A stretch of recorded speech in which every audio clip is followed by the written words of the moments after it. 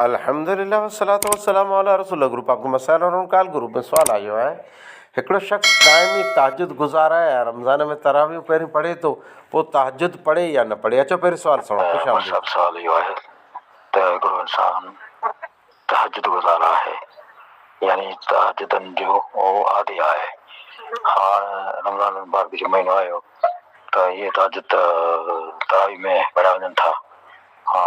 आदत जे मुताबिक़ पहिरीं सॼे मां तरावी जी जी जी हाणे सवाल इहे त तहजुद पढ़े या न पढ़े।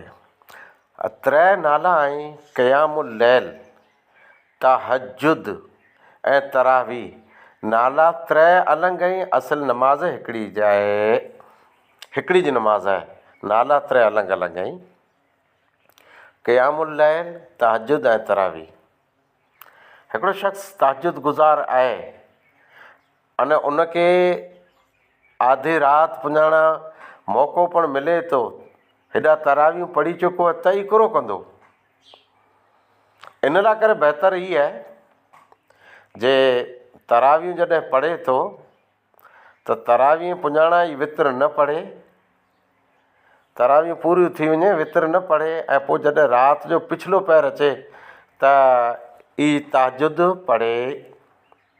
मां आयशा रज़ी अल्लाह ताला अन्हा जी रिवायत है त आप सल्लल्लाहु अलैहि वसल्लम रमज़ान, अने सही बुखारी जी रिवायत है, रमज़ान ऐं गैर रमज़ान तंहिंमें 11 रकात खां वधारे राति वारी नमाज़ इशा पुञाणा ऐं फजर थी पहला न ई पढ़िया। त आप सल्लल्लाहु अलैहि वसल्लम पण तहजुद पढ़ंदा हुआ ऐं तरावी पण आप सल्लल्लाहु अलैहि वसल्लम अदा फरमायो हुयो। वितर लास्ट रकात पढ़े, तरावी पुठिया वितर न पढ़े, अने राति जो ई आराम से पढ़े, तकड़ न।